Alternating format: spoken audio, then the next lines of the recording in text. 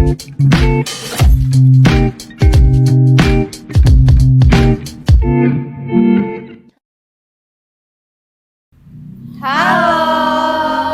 selamat datang di podcast Suara Konstitusi.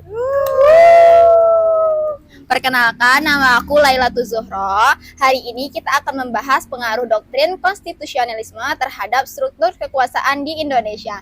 Nah, sekarang kita ini ada 4 narasumber nih. Boleh dong kita kenalan dulu? Boleh banget. Saya Aulia Puspita Febrianti sebagai penulis rekomendasi. Saya Putri Firta Ilustari. Hai guys, saya di sini peneliti data sekunder yang dimana saya menyediakan data penting tentang konstitusionalisme di Indonesia. Saya Florina Putri Saidina sebagai editor presentasi makalah pada kali ini. Dan saya Dianita Dwi Abadi, yaitu sebagai penulis di dalam kajian hukum ini. Kalau gitu, boleh dong ya kita tanya-tanya tentang konsep dasar konstitusionalisme. Kabar kakak-kakak baik atau enggak nih sekarang? Kalau aku pribadi baik sih, nggak tahu teman-teman aku ini. Alhamdulillah baik. Udah makan belum sih? Kalau lemes banget sih. Belum. Belum makan tapi minum kopi ya? Itulah orang Indonesia. Kopi paling penting. Oh gitu ya. Tapi nomor 1, makan opsional. Iya. Mantap, kasih paham dulu kak. Paham. Kalau gitu boleh nggak sih kak aku tanya-tanya tentang konsep dasar konstitusionalisme? Mulai dari Kak Dea dulu ya. Kakak bisa nggak sih kak jelaskan apa itu konstitusionalisme dan mengapa penting dalam sistem ketatanegaraan kita ini? Oke. Terima kasih atas pertanyaannya. Aku akan menjawab apa itu konstitusionalisme. Konstitusionalisme adalah doktrin yang menekankan bahwa kekuasaan negara harus dibatasi oleh konstitusi agar tidak terjadi penyalahgunaan wewenang. Nah, dalam konteks Indonesia, ini menjadi sangat penting karena setelah pasca reformasi tahun 1998, saat itu sangat mendominasi eksekutif yang mulai mengurangi adanya amandemen dan kekuasaan Undang-Undang 1945. Oh gitu ya kak. Kayak aku paham sih.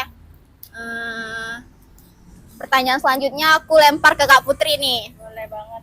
Boleh nggak pinjem mic-nya? Boleh. Kak Putri, gimana sih konstitusionalisme ini mempengaruhi pembagian kekuasaan di Indonesia? Oke, aku mau jawab nih, tapi sebelumnya maaf ya, aku agak sedikit lihat HP karena takutnya agak salah ngomong. Ya nggak apa-apa. Karena kan aku di sini masih mahasiswa nih, takutnya ada salah atau apa gitu kan. Kalau menurut aku itu sistem kita itu terinspirasi dari teori trias politika.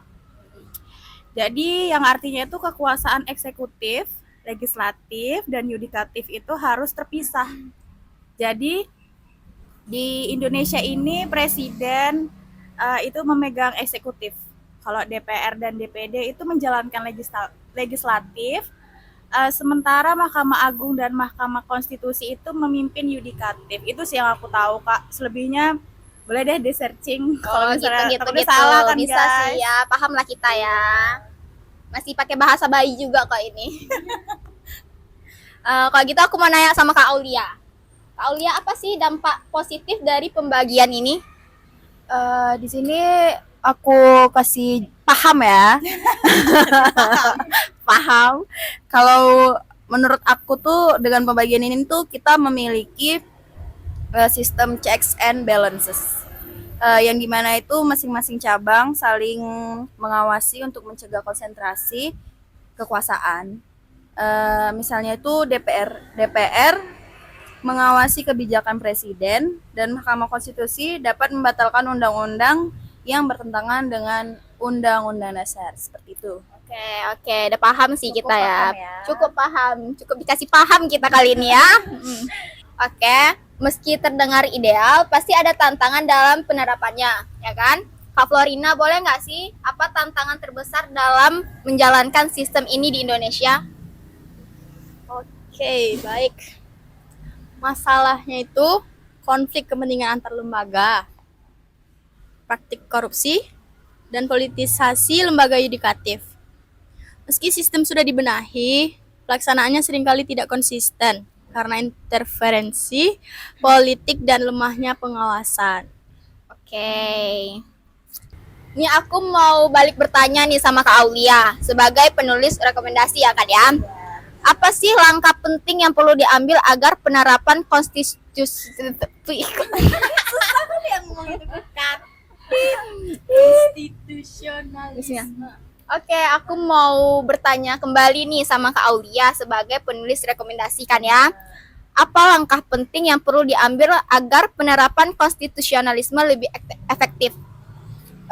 Langkah yang perlu diambil di sini tuh kita perlu memperkuat independensi lembaga yudikatif dan meningkatkan transparansi proses legislasi. Reformasi hukum itu harus berkelanjutan dan masyarakat perlu terlibat aktif dan mengawasi jalannya pemerintahan. Gitu aja sih sebenarnya. Oke, sampai sini cukup paham sih karena kita udah dikasih paham. Iya, pahamnya. Paham banget sih. Terima kasih untuk kakak-kakak narasumber yang udah ngasih pemahaman terhadap kita gitu ya kan ya. Apalagi Semoga- kakak-kakaknya pada cantik. Iya, ya makasih alhamdulillah.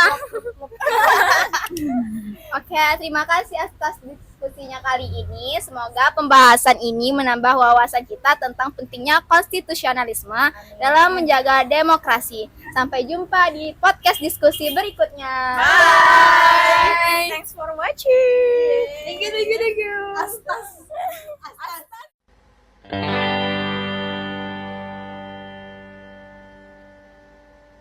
you.